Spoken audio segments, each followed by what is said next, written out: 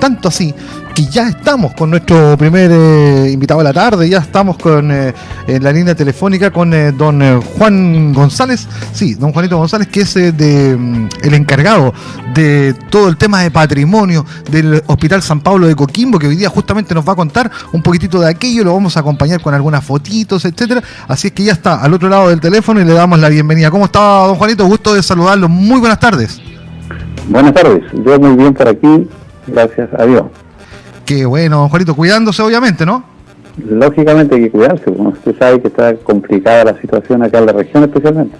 Claramente, entonces hay que mantenerse ahí con todos los cuidados. ¿Usted está vacunadito ya o no? Sí, nosotros los funcionarios fuimos uno de los primeros que fuimos vacunados, así que bastante tiempo ya, hace como casi 2 meses. Ah, qué buena. ¿Usted todavía está en ejercicio ahí en el hospital, don Juan? Sí, yo trabajo en el departamento de finanzas del hospital. Mire, qué buena. Y usted también es el encargado de todo lo que tenga que ver con el área patrimonial del Hospital San Pablo de Coquimbo, según nos contaba nuestro queridísimo amigo Ignacio, y por eso que quisimos tomar contacto también con usted para que pudiéramos hablar justamente en el contexto de la celebración del patrimonio cultural, hablar un poquitito del patrimonio que tiene el Hospital San Pablo de Coquimbo, que si no me equivoco, el que vemos ahora es del año 72, pero antes estaba ubicado en otra locación, ¿no? Claro, yo soy encargado de patrimonio del año 2005. Pero yendo a lo que nos convoca, el primer hospital de Coquimbo fue inaugurado en 1874. Estaba ubicado donde es actualmente el INSUCO, el Instituto Comercial. Ahí arriba en Aldunate. Claro, ahí en Aldunate, y ahí había una casa quinta de 2 pisos, la cual fue arrendada por la municipalidad, porque nuestro primer hospital fue municipal. Allí se inauguró en 1874, se había arrendado en 1871, pero no estaban los fondos para hacerlo funcionar.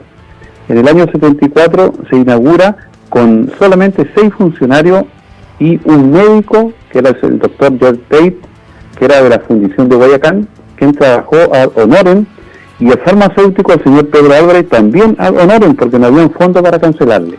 O sea, estaban las puras ganas de tener un hospital nomás entonces, don Juan. Justamente, no habían recursos. Hacía mucho tiempo atrás años atrás que la comunidad venía reclamando un hospital, pero la respuesta que se le daba era que tenían un hospital a 13 kilómetros. ¿Para qué querían uno acá? Entonces chocaban con la autoridad a nivel central, de que su respuesta siempre era esa, que para qué si estaban tan cerquita. Pero la comunidad empezó a luchar cuando vino la epidemia del cólera. Usted sabe que la epidemia del cólera, que fue en 1840 hacia adelante, diezmó la población, así que la gente comenzó a luchar por un hospital. Y luego viene la epidemia de la viruela. Entonces por esto comienza la comunidad a presionar para que se haga un hospital. Y se arrendó este hospital, que era muy pequeño e incómodo, que solamente tenía capacidad para 16 camas. Tan poquito. Ahora, no sé si lo voy a colocar en problema, don Juanito, pero más o menos en ese tiempo, aproximado a la población de Coquimbo, ¿cuántas más o menos eran? No creo que haya sido mucho tampoco. No, eran 5.000 personas. Ya, 5.000 personas. 16 claro, camas igual es muy poco, ¿no? No era tan poco, porque eran 5.000 personas, pero también estaban la gente de Tongoy, que también venía a Coquimbo, y en ese entonces también había una población flotante, que era muy importante. Sabe que el puerto de Coquimbo era el primer puerto de Chile, y había mucho flujo por el puerto, entonces había una población flotante que aumentaba la población, que eran los 5.000 coquimbanos, dijéramos que había. Ah, claro, tiene toda la razón del mundo, porque claro, Coquimbo era un puerto pujante, todavía estaba en funcionamiento, entiendo, las embarcaciones por el lado de Guayacán también. Claro, toda la fundición, todavía hay un pequeño puerto ahí, pero el puerto principal era acá, abajo en el molo. Ajá. Y allí está toda la infraestructura de la parte inglesa, que ellos estaban todas las casas de venta. Usted sabe que había una fábrica de jabón, estaba la fábrica de gas acá, o sea, era grande, era muy pujante el comercio, y como era un puerto, había muchas enfermedades venéreas, que eso es otra cosa que tenía problemas Coquimbo, y se había iniciado también la tuberculosis. Entonces eran muchas enfermedades y se necesitaba un hospital con forma urgente. Y esta fue la manera que se logró, pero a través de la municipalidad, de que se adquiriera, se arrendara, porque estaba arrendada. Esta casa era de la señora Inés de Chesnot de Crossgrove, y ella arrendó esa casa al hospital en aquellos días, que comenzó a funcionar, como le digo, con tan pocos funcionarios y con la capacidad solamente para 16 camas. Esa es la que estamos hablando, de la de Aldunate, ¿no es cierto?, en el INSUC. Claro, Aldunate todavía.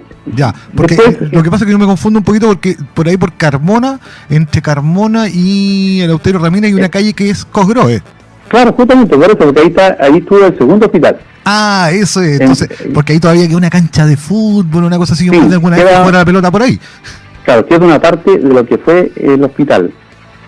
Bueno, después pasando esto, ¿qué pasó? Que en 1866 ahora pasa a cargo de la Junta de Beneficencia, y ellos comienzan a luchar por un nuevo hospital, la Junta de Beneficencia. Entonces se adquieren los terrenos donde está actualmente la Barraca Real, que todavía queda ahí. Ahí la Barraca Real, ahí son 4 sitios que se adquieren para la construcción de un hospital, que esa construcción se inauguró, empezó a trabajarse aproximadamente en 1886, empezó a trabajarse y se inauguró en 1900, en abril de 1900 se inaugura el segundo hospital de Coquimbo. Ya ese hospital es a cargo de la Junta de Beneficencia, y la capacidad que tenía eran aproximadamente 40 camas, eran 2 pisos. Y como había poco personal, se empezó a tratar de luchar de conseguir religiosas, pero en Chile no habían religiosas para el hospital. Entonces, el año 1902 llegaron las madres de Grenoble, que eran francesas, que fueron las primeras religiosas que llegaron al Hospital San Pablo. Ahí empezaron entonces, porque no era cualquier congregación religiosa la que se podía dedicar a trabajar de apoyo ahí en el hospital. Ahora, sáqueme de una duda, Juanito. Las hermanitas que trabajaban ahí, las monjitas que trabajaban ahí, ¿prestaban una atención un poquitito más secundaria o también tenían la especialidad de enfermera y todo aquello? No, todo lo contrario. A partir de que llegan las religiosas, se hace cargo como directora dijéramos, del hospital, la madre superiora. No, le puedo creer. Claro, una de ellas era nutricionista, otra era enfermera, y la otra estaba a cargo, porque eran 4, la otra estaba a cargo de la parte, como dijéramos, de mayordomía. Ya. Y entonces el hospital estaba a cargo de ella. Lo que siempre hubo una confusión que el hospital era religioso, no. Lo que pasa es que cuando llegan, como la cantidad de funcionarios que había eran poco, los médicos trabajaban solamente, eran 2 médicos de 1900 en adelante, de 1903 a 1, trabajaban de día hasta la 1 de la tarde, después quedaban de llamada. Entonces, quien se hacía cargo de todo era la madre superiora. El hospital no tenía un director médico, tenía una religiosa. El primer director se nombra oficialmente en 1922, que es el doctor Guillermo Francis, que solamente está aproximadamente 1 año y medio, y luego hay nuevamente un vacío, sigue la religiosa, y en 1926 el doctor Jerónimo Méndez, que fue vicepresidente de la República después. Sí. Sí, de hecho, hoy día estuvimos hablando en la mañana con una persona encargada digamos, de la alto círculo, representante del maestro de la masonería aquí en La Serena, y dentro de los personajes masones de la historia, Jerónimo Méndez es uno de aquellos también, un masón, vicepresidente de la República.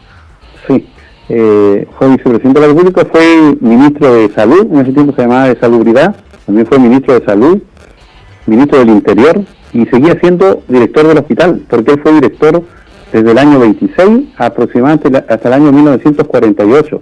Lo que pasa es que quedaba un médico acá en forma interina, pero el cargo lo tenía él.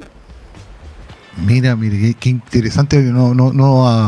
Él, aparte de ser vicepresidente, seguía siendo igual director del hospital. Es una situación bastante extraña, pero en ese tiempo no se podrían dar el lujo de dejar uno de los 2 cargos porque había carencia de personal, obviamente.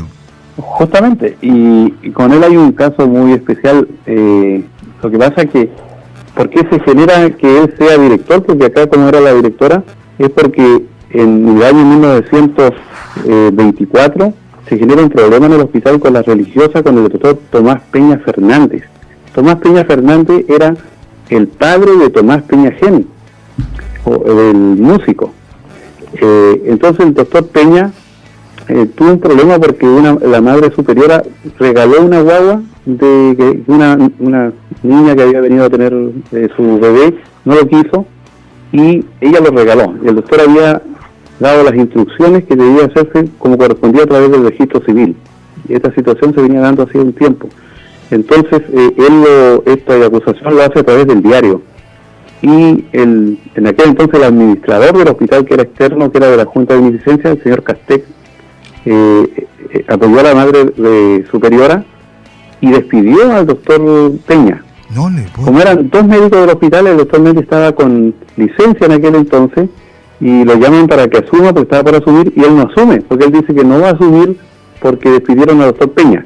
Y llaman al doctor Alcayaga, que era un médico que hacía algunas, dijéramos, itinerarios cuando había necesidad, venía a reemplazar, y él no asume, porque él dice que no está de acuerdo y apoya a los médicos. Por lo tanto, se genera el primer paro médico en el hospital en aquel entonces, y están en 1924, y el hospital está un mes sin médico, solamente siendo atendido por los practicantes, bueno, que eran bastante eficientes, pero igual, por los practicantes solamente. Claro. Tiene que el administrador destacar lo que ha dicho, asume el nivel central, tiene que influir acá, y él tiene que volver a recontratar al doctor Tomás Peña, y vuelve el doctor Méndez. Y ahí las religiosas se van de Chile. Se van 2 años después, se van a Francia, y vuelven y llegan a Chile las madres de San José, que eran de San Felipe, que fueron las que estuvieron hasta hace unos pocos años atrás. Qué increíble historia, Juanito, tremenda historia. Ahora, digamos también, para que no se nos horroricen nuestros auditores, que esta actitud, esta práctica era más o menos habitual de aquellas personas, claro, que en ese tiempo, las chiquillas jóvenes que producto de algún descuido o de lo que sea, quedaban embarazadas, obviamente dejaban sus guaguas en el hospital y se daban, ni siquiera se daban en adopción, sino que literalmente, y espero que no suene feo, pero claramente las regalaban a las personas de buen corazón que se quisieran llevar una guagua a la casa. Claro, que la mayoría de estas niñas que ocurría eran empleadas que venían a veces a trabajar del campo, entonces no podían volver a la casa de trabajo con una guagua, claro, o no podían volver a su casa, entonces, y era muy habitual eso, y justamente el doctor Peña, él empezó a tratar de ordenar esta cosa. Entonces un día lo hizo por el diario y eso generó este tremendo problema. Oh, Dios mío, pero ¿sabes lo que se me quedó en la memoria? Año 1924, primer paro médico entonces, y tiene que ver justamente con esta acefalía en donde una cabeza no quiere asumir porque despidieron al otro, etcétera, y se provoca entonces el primer paro del Hospital San Pablo de Coquimbo en el año 1924. Claro, y después por eso es nombrado director el 26, 2 años después ya se genera todo esto, después empiezan a recomponer las relaciones, pero ya no es lo mismo, entonces nombran a un director médico, y ahí el primer director médico ya oficial es el doctor Jerónimo Méndez. De ahí en adelante hay solamente directores médicos en el Hospital San Pablo. Oiga, qué increíble, Juanito. Ahora, todo esto pasa en la segunda estructura del hospital, es decir, ahí en la calle Videla, claro, Cogroe, Eleuterio Ramírez y Carmona, ¿no? Sí, justamente. Bueno, antes había otra situación. Ocurre que cuando se estaba en el hospital municipal que se luchaba por esto, vino el presidente de la República de aquellos entonces, que era el señor José Manuel Balmaceda, 1889. Entonces le hacen una recepción en el Club Social y allí le piden que vaya a ver el hospital, porque ellos quieren pedirle que construyan un hospital nuevo, porque es muy chico. Y va el señor Balmaceda y cuando ve el hospital dice, esto no es un hospital, dice. ¿Cómo pueden estar acá? Yo me comprometo a mandar 12,000 pesos para que se construya un nuevo hospital. Bueno, ahí hubieron aplausos, vítores y tanta cosa. Pasaron 3, 4 años y no llegaban los 12,000 pesos. Entonces empezaron a mandar los oficios, a presionar al nivel central qué ocurría. Finalmente llegaron 1,000 pesos. 1,000. Por los 1,000 pesos no se pudo hacer nada, solamente una ampliación. Bueno, eso ocurría en los políticos de ese entonces. Ya veníamos ya con la trampita, ya venían con la siempre cosa, ha ocurrido. Con la promesa incumplida. Claro, en el segundo hospital se hicieron 3 primeras piedras por un nuevo hospital. Lo que pasa es que ya el hospital sufrió el tsunami el año 22, ¿cierto? Ya tuvo unas grietas bastante grandes, pero después del año 48 vino un segundo terremoto, me parece, y también el hospital tuvo bastante problemas, aparte que el hospital no tenía morgue, el hospital era estrecho, no tenía un pabellón, entonces era un pabellón que no tenía las condiciones de pabellón. De partida en el año 34 hay un tremendo problema con los carabineros, porque mataron a un carabinero allá en el puerto y había que hacerle la autopsia y el médico no tenía el instrumental necesario. Entonces no lo quisieran recibir y eso generó un problema y se hizo una acusación por el diario también por eso. El hospital era muy estrecho, entonces se venía peleando por un nuevo hospital. Y desde el año 1946 el doctor que ya había asumido como director subrogante, el doctor Mucarcel, inicia la campaña por un nuevo hospital ya desde el año 1946. Vino después el presidente para acá, Juan Antonio Ríos, vino otro presidente y todos prometían un hospital, pero nadie construyó un hospital. En el año 1948 se logra que se construya la clínica traumatológica, que es lo que está actualmente allí también al lado de lo que fue el hospital, pero era de la Caja de Crédito de Empleados Particulares, que no es del hospital, la gente lo confunde, es donde está ahí la universidad hoy en día. Ya, eso justamente le iba a preguntar, ¿es donde están las dependencias de la universidad actualmente? Justamente, esa era la clínica traumatológica, que no tenía nada que ver con el hospital, y que se construye y se inaugura en 1948. Viene como director el doctor Piu, famoso por Coquimbo Unido, ¿cierto? El doctor Piu es el director en aquel entonces, y él tomó muy buenas relaciones con el hospital. Entonces cuando había alguna persona que estaba politraumatizada, el hospital no tenía traumatólogo, lo llevaban a la clínica, pero él lo ayudaba, pero de una forma de caridad, no porque correspondía.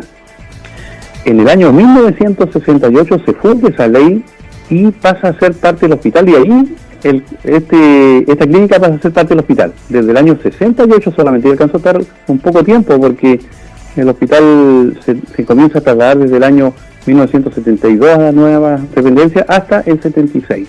Oiga, por lo tanto, esa clínica permitió, cuando fue el terremoto del 68 y el hospital quedó colapsado, el hospital de ahí abajo, se dividió en 4 partes. Una parte estuvo ahí en la clínica, otra parte estuvo allí en la Junta de Vecinos del Llano, donde tuvo medicina, cirugía, y la otra parte estaba allá donde es actualmente las oficinas de la Municipalidad de Coquimbo, que también no eran del hospital. Eso es el seguro obrero obligatorio.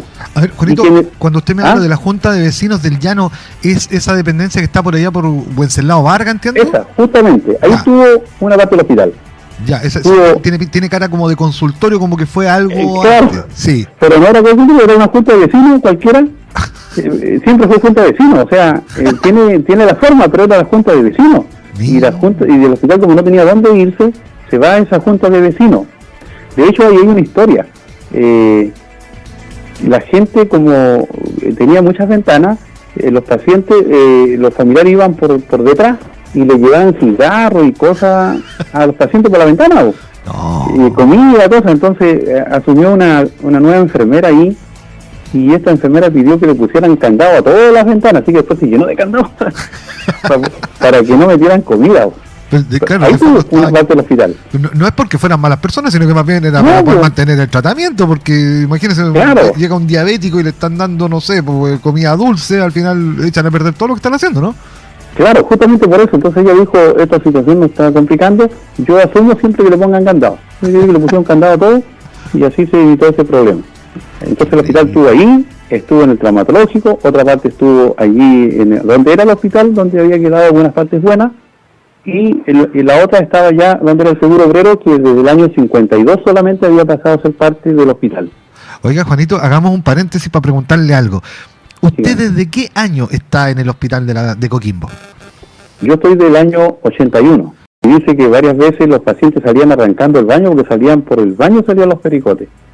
No. Era terrible la situación que tenía, por eso que había una presión muy grande por conseguir que se construyera un nuevo hospital para Coquimbo.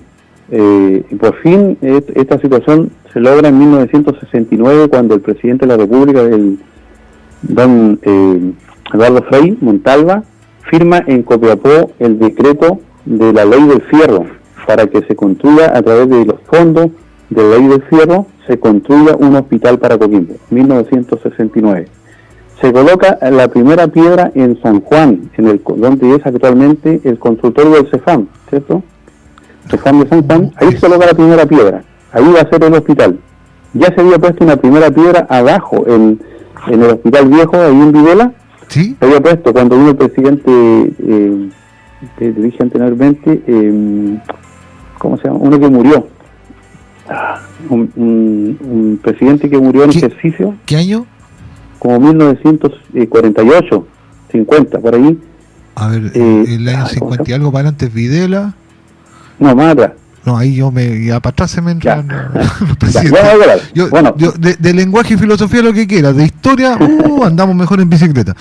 Y ya no vamos a acordar, ya. Y vino este presidente y se impuso la primera piedra porque se suponía que se iba a construir un hospital que no fue. En el año, como le decía, 70, se coloca la primera piedra allá en San Juan. Pero en el año 71 se coloca la primera piedra actualmente donde se construyó el tercer hospital de Coquimbo, que fue allí en Videla, que está con Videla y con la carretera Panamericana. Claro, ¿Por qué se cambió? Porque había mucha presión también de que no tenía conectividad San Juan.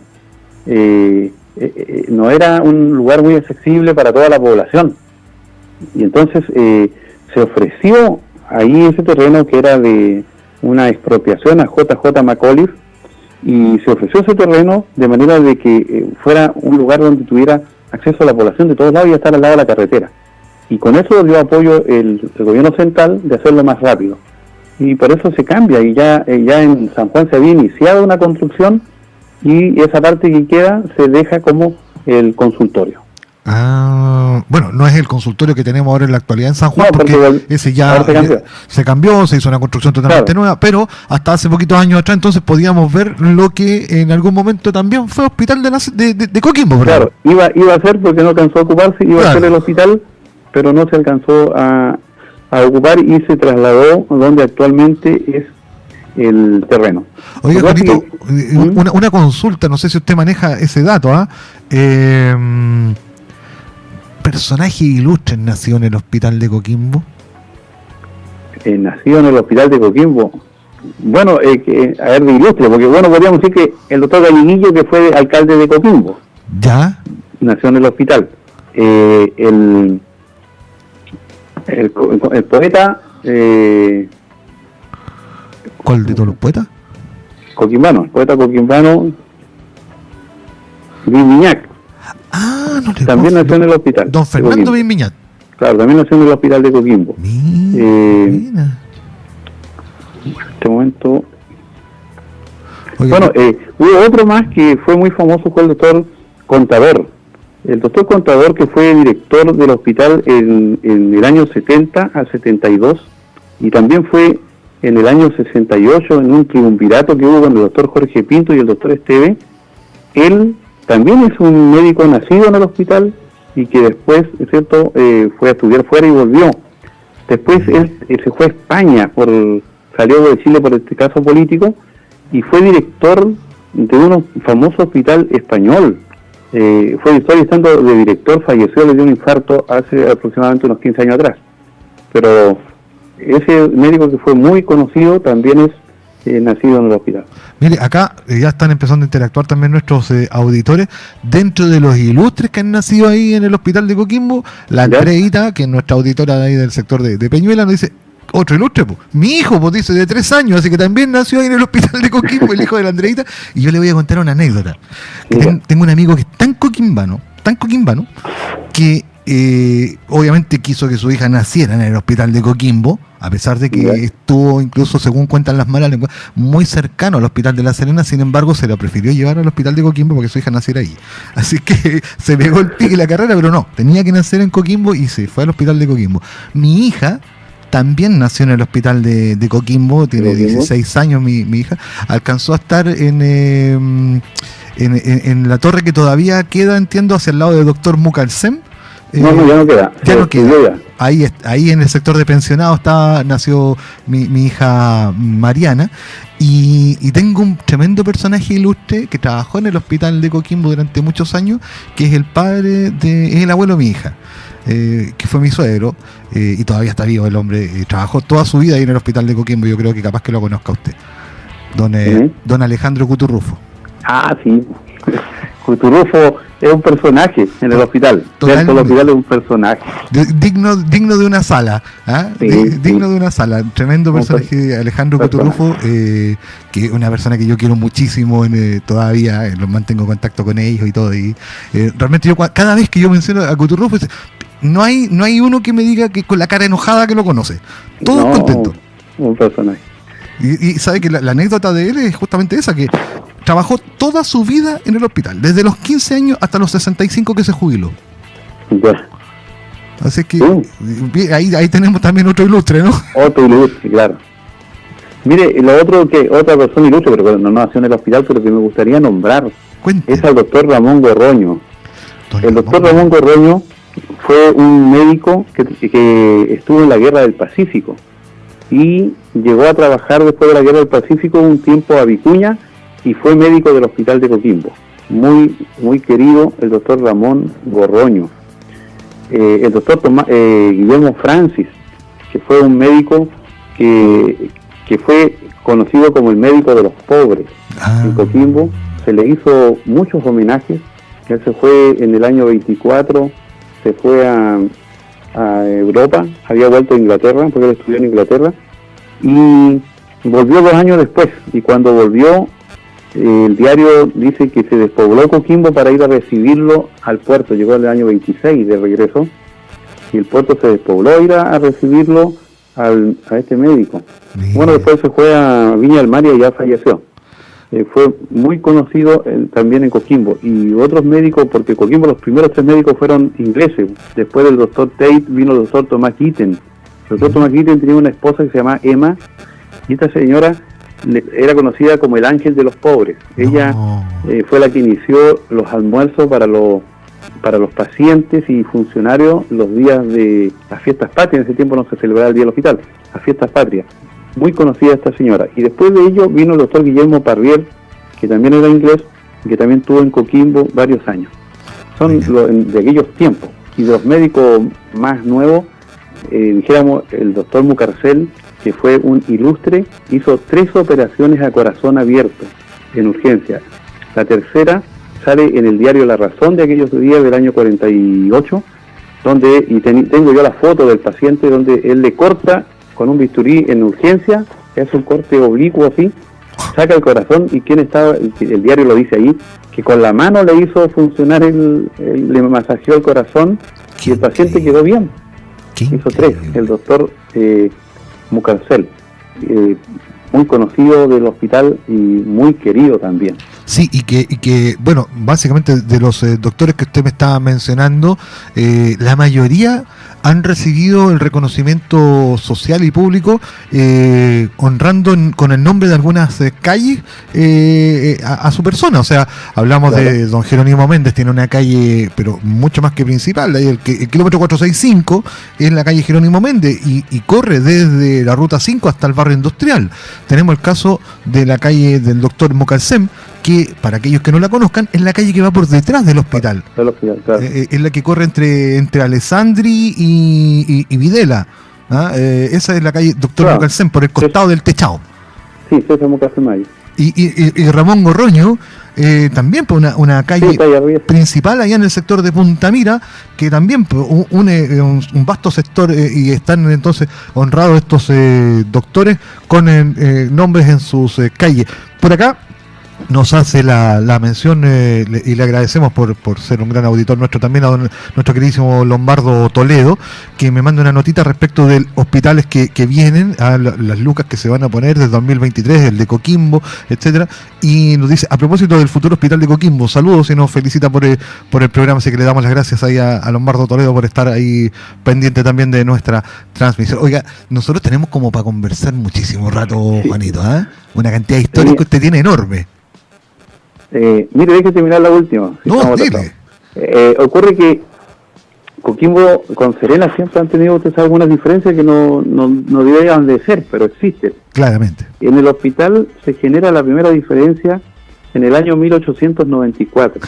Ocurre que el don Ramón Ponce dejó una herencia de muchos terrenos cuando él fallece en el testamento, que son para Coquimbo, para el hospital de Coquimbo y el hospital de La Serena. ¿Ya? Eran muchas propiedades. Entonces, cuando la persona que se nombra para que esto reduzca a plata, se encuentra que habían unas personas ahí y no quisieron entregarlo.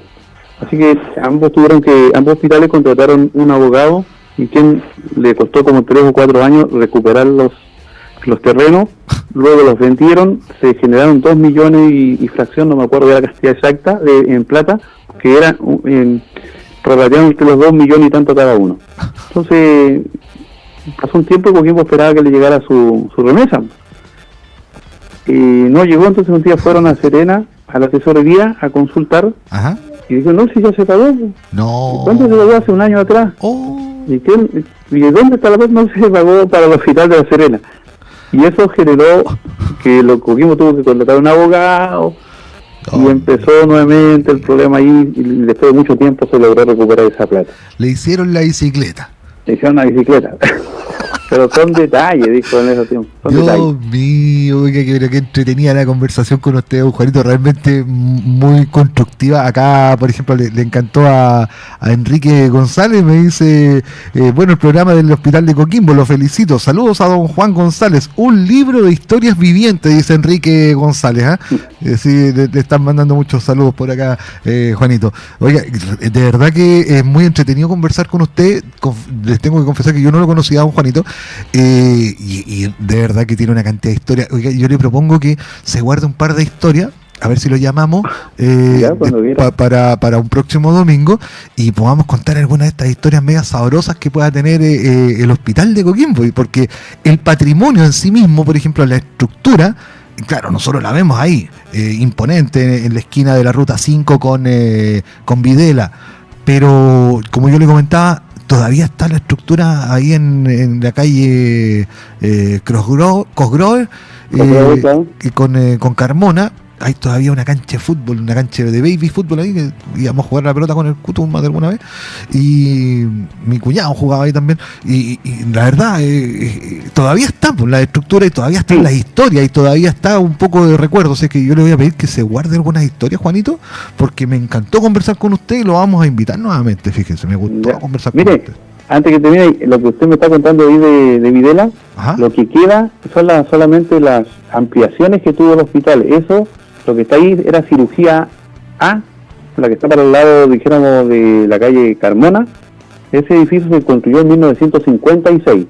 Y lo que está hacia la calle Cosgrove, eso se construyó, era la cirugía B, y se construyó en 2 años después, 58. Dijéramos, de lo que queda del hospital, son las bases de piedra, no sé si usted ha visto las bases, que está al revés, eso es lo que queda, dijéramos, del hospital. Esto se construyó después porque ahí donde estaba la cirugía vivían los funcionarios, trabajaban y vivían ahí, todos los funcionarios. Esas eran las dependencias. De partida, en el año 22 había tanta falta de funcionarios que una funcionaria ofreció a su hermana por la comida para que trabajara y que viviera ahí. Y se quedaban. Yo le puedo mostrar algunas fotos antiguas donde aparecen los funcionarios que solamente eran 22, pero se ven como cerca de 40. Pero hay muchos niños, niñas jovencitas de 14, 15, eran hermanas de funcionarios y que ayudaban en el hospital. Y solamente trabajaban por la comida y vivían atrás en esas dependencias. Y como usted me decía, como funcionario del hospital tenemos varias cosas antiguas que algunas veces hemos hecho algunas exposiciones, tenemos una gran cantidad de patrimonio, tanto material e inmaterial, y hemos subido algunos videos que están en un canal patrimonial del hospital ahora, de las festividades que hacen en San Pablo, y hay un video también que cuenta la historia, que es la primera parte, y que luego vamos a hacer la segunda, que empieza narrando, y hemos entrevistado a algunas personas que son patrimonio viviente del hospital.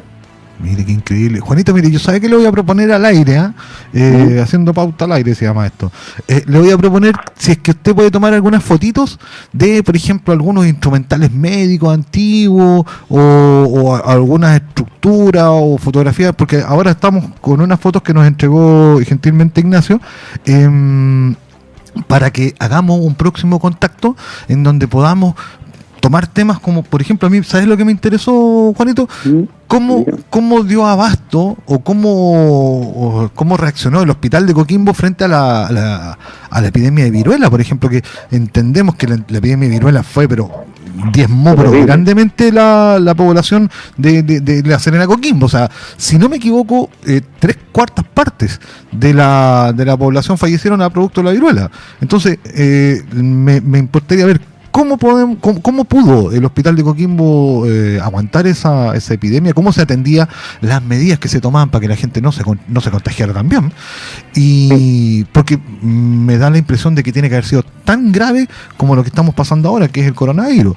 Y entonces, para eso me interesaría ver si podemos tener algunas fotitos, algunas historias. Y lo otro que le iba a preguntar, pero esta me interesa que me la cuente ahora, ¿dónde estaba la antigua morgue del hospital de Coquimbo, Juanito? Ahí justamente donde juegan ustedes, abajo, donde eran como los camarines, ahí estaba la morgue. O sea, yo no jugué, yo jugué una vez nomás ahí, pues, Juanito, solamente. Yo jugué una vez nomás y aquí los tengo. Usted sabe claro, en ese edificio que está ahí todavía en pie, debajo, ahí estaba la morgue pero desde que se construyó ese edificio, porque antiguamente estaba más adentro, pero en ese lugar fue a donde la última parte que quedó la morgue hasta que el hospital se levantó y ya se fue al otro lado. Claro, ahí ya se fueron para el otro lado. Oye, aquí, claro, de verdad que increíble. Y un poquitito de lo que usted me habla de la viruela, Coquimbo tenía varios lazaretos, que es bueno que después hablemos sobre el lazareto que tuvo Coquimbo. Sí. Y cómo se trabajó en aquellos días para la viruela, porque era, como usted dice, muy similar a lo que hoy en día está ocurriendo, y había mucha gente que no se quería vacunar, y que uno de los médicos propuso que fueran con los carabineros a vacunar a las casas. Claramente. Porque la gente no quería vacunarse. Es lo que pasa ahora. Bueno, de todas maneras yo adelanto, porque yo estoy escribiendo un libro sobre la viruela, y que es una novela sobre la viruela y que va a salir probablemente el otro año, pero que aparece justamente todo eso, así que lo manejo todo como fue eso. Fantástico, me parece fantástico, Juanito, que podamos entonces, ¿le parece si de no mediar fútbol quizás nos podamos juntar en la próxima semana? ¿Nos ponemos en contacto por teléfono? Sí, ahí conversamos de cuándo puede ser. Ningún problema, Juanito. Mire, cuando usted tenga cualquier dato que quiera darnos a conocer, aquí ya sabe, está mi teléfono, tenemos el contacto con Ignacio, totalmente a disposición, porque a todo nuestro público, mire, imagínense la cantidad de gente que nos está aquí mandando puros aplausos porque les gustó mucho el tema. Fíjese acá, por ejemplo, Marcia nos dice: felicitaciones por el programa, es un gusto escucharlos cada domingo. Mi respeto a don Juan, parte del patrimonio de nuestro hospital. Por favor, podría contar la historia del por qué a los José... eso te la cuento yo de ahí.